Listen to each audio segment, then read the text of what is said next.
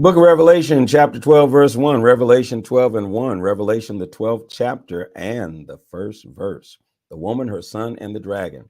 A great sign appeared in heaven, a woman dressed in all sunlight, standing on the moon, yes, and crowned with 12 stars. She was giving birth to a child and cried out in the pain of childbirth. Then another sign alongside the first, a huge and fiery dragon. It had 7 heads and 10 horns, a crown on each of the 7 heads. With one flick of its tail, it knocked a third of the stars from the sky and dumped them on earth. The dragon crouched before the woman in childbirth, poised to eat up the child when it came. The woman gave birth to a son who will shepherd all nations with an iron rod. Her son was seized and placed safely before God on his throne. The woman herself escaped to the desert, to a place of safety prepared by God. All comforts provided her for 1,260 days. War broke out in heaven. Michael and his angels fought the dragon. The dragon and his angels fought back, but there was no match for Michael. They were cleared out of heaven. Not a sign of them left. The great dragon, the ancient serpent, the one called the devil and Satan, the one who led the whole earth astray, thrown out, and all his angels thrown out with him, thrown down to earth. Then I heard a strong voice out of heaven saying, salvation and power are established. Kingdom of our God, authority of his Messiah. The accuser of our brothers and sisters thrown out, who accused them day and night before God. They defeated him through the blood of the Lamb and the bold word of their witness. They weren't in love with themselves. They were willing to die for Christ. So rejoice, O heavens, and all who live there, but doomed to earth and sea. For the devil's come down on you with both feet. He has a great tail. He's wild and raging with anger, and he hasn't much time, and he knows it. When the dragon saw he'd been thrown to earth, he went after the woman who had given birth to the man-child. The woman was given wings of a great eagle to fly to a place in the desert to be kept in safety and comfort for time and times and half a time, safe from the sound of the serpent.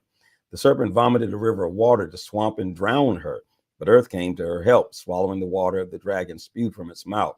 Helpless with rage, the dragon raged at the woman, then went off to make war with the rest of her children, the children who keep God's commands and hold firm to the witness of Jesus. Revelation 13, the beast from the sea.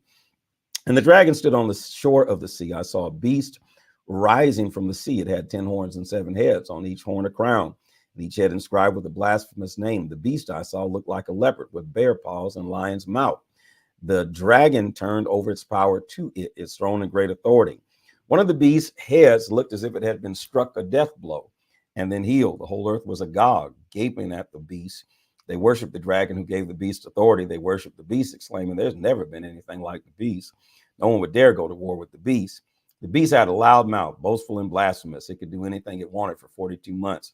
It yelled blasphemies against God, blasphemed his name, blasphemed his church, especially those already dwelling with God in heaven. It was permitted to make war on God's holy people and conquer them. It held absolute sway over all tribes and peoples, tongues, and races. Everyone on earth whose name was not written from the world's foundation in the slaughtered Lamb's book of life will worship the beast. Are you listening to this? They made their bed, now they must lie in it. Anyone marked for prison goes straight to prison. Anyone pulling a sword goes down by the sword. Meanwhile, God's holy people passionately and faithfully stand their ground. The beast from under the ground. I saw another beast rising out of the ground. It had 2 horns like a lamb, but sounded like a dragon when it spoke. It was a puppet of the first beast and made earth and everyone in it worship the first beast, which had been healed of his death blow. The second beast worked magical signs, dazzling people by making fire come down from heaven. It used the magic it got from the beast to dupe earth dwellers, getting them to make an image of the beast that received the death blow and lived. It was able to animate the image of the beast so that it talked, and then arranged that anyone not worshiping the beast would be killed. It forced all people, small and great, rich and poor, free and slave, to have a mark on the right hand or forehead.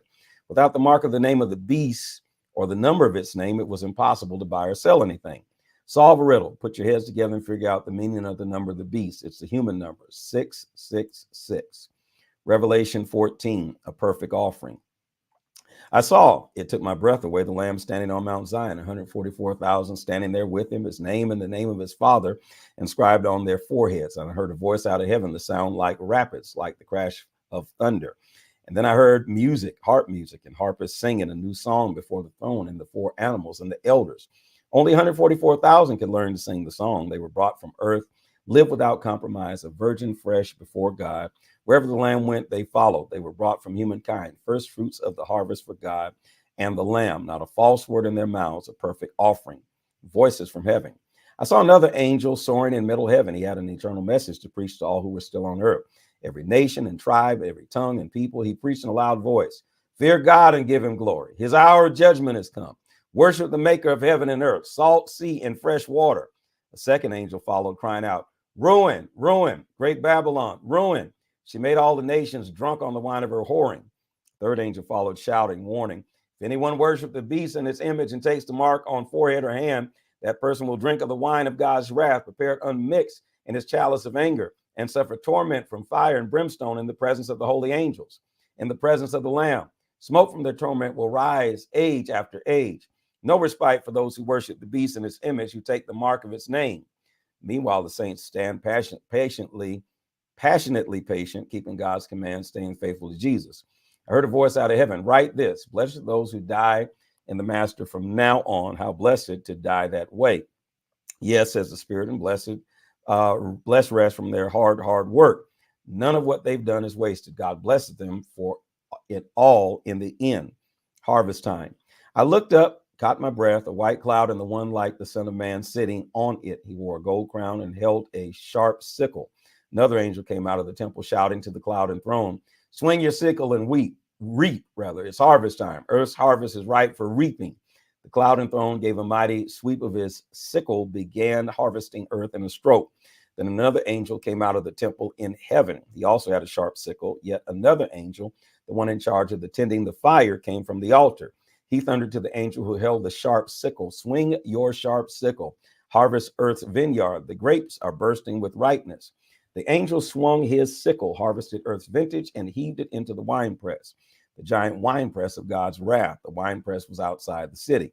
As the vintage was trodden, blood poured from the winepress as high as a horse's bridle, a river of blood for 200 miles.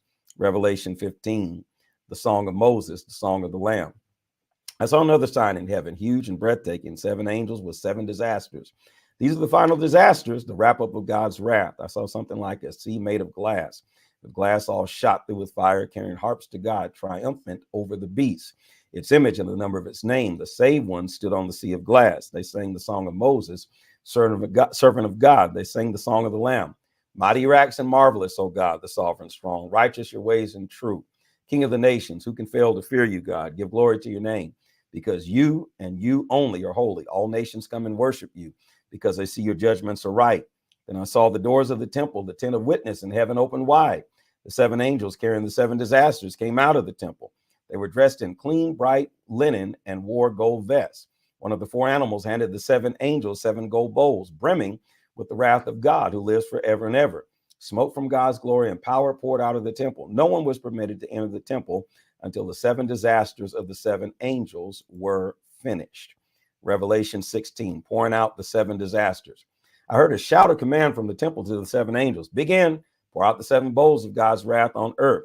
The first angel stepped up and poured out his bowl on earth.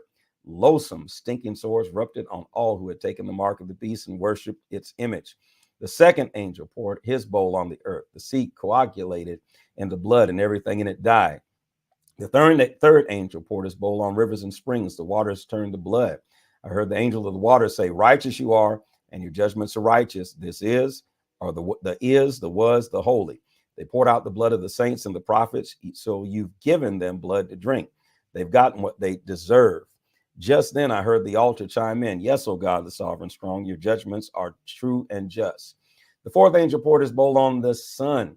Fire blazed from the sun and scorched men and women, burned and blistered. They cursed God's name, the God behind these disasters. They refused to repent, refused to honor God. The fifth angel poured his bowl on the throne of the beast. Its kingdom fell into sudden eclipse.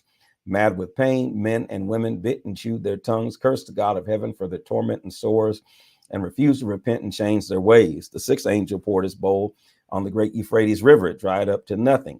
The dry riverbed became a fine roadbed for the kings from the east. From the mouths of the dragon, the beast, and the false prophet, I saw 3 foul demons crawl out. They look like frogs. These are demon spirits performing signs. They're after the kings of the whole world to get them gathered for battle on the great day of God, the strong, sovereign, strong. Keep watch. I come unannounced like a thief. You're blessed if awake and dressed. You're ready for me. Too bad if you're found running through the streets naked and ashamed. The frog demons gathered the kings together at the place called in Hebrew Armageddon. The seventh angel poured his bowl into the air. From the throne in the temple came a shout, "Done," following by lightning flashes and shouts, thunder crashes, and colossal earthquake. A huge and devastating earthquake, never an earthquake like it since time began. The great city split three ways. The cities of the nations toppled to ruin. Great Babylon had to drink the wine of God's raging anger. God remembered to give her the cup. Every island fled, and not a mountain was to be found. Hailstones weighing close to 100 pounds plummeted, crushing and smashing men and women as they cursed God for the hail, the epic disaster of hail. Revelation 17, Great Babylon, mother of whores. One of the seven angels who carried the seven bowls came and invited me. Come, I'll show you the judgment of the great whore who sits enthroned over many waters, the whore with whom the kings of the earth have gone whoring. Show you the judgment on earth dwellers drunk on her whorish lust. In the spirit, he carried me out in the desert. I saw a woman mounted on a scarlet beast, stuffed with blasphemies. The beast had 7 heads and 10 horns. The woman was dressed in purple and scarlet, festooned with gold and gem and pearl. She held a gold chalice in her hand, brimming and defiling obscenities, her foul fornications. The real name was branded on her forehead, Great Babylon, mother of whores and abominations of the earth. I could see that the woman was drunk on the blood of God's holy people, drunk on the blood of the martyrs of Jesus. Astonished, I rubbed my eyes. I shook my head in wonder. The angel said, "Does this surprise you? Let me tell you the riddle of the woman and the beast. She rides. The beast with 7 heads and 10 horns. The beast you saw once is no longer, and is about to ascend from the abyss and head straight for hell. Earth dwellers whose names weren't written in the book of life from the foundation of the world will be dazzled when they see the beast that once was and is no longer and is to come. But don't drop your guard. Use your head. The 7 heads are 7 hills. They are where the woman sits. They are also 7 kings, 5 dead, 1 living, the other not yet here. And when he does come, his time will be brief. The beast that once was and is no longer is both an 8th and one of the 7 and headed for hell. The 10 horns you saw are 10 kings, but they're not yet in power. They will come to power with the scarlet beast, but won't last long, a very brief reign. These kings will agree to turn their power and authority to the beast. They will go to war against the Lamb, but the Lamb will defeat them, prove that he is Lord over all lords, King over all kings. And those with him will be called chosen and faithful. The angel continued, the waters you saw on which the whore was enthroned are peoples and crowds, nations and languages. And the 10 horns you saw together with the beast will turn on the whore.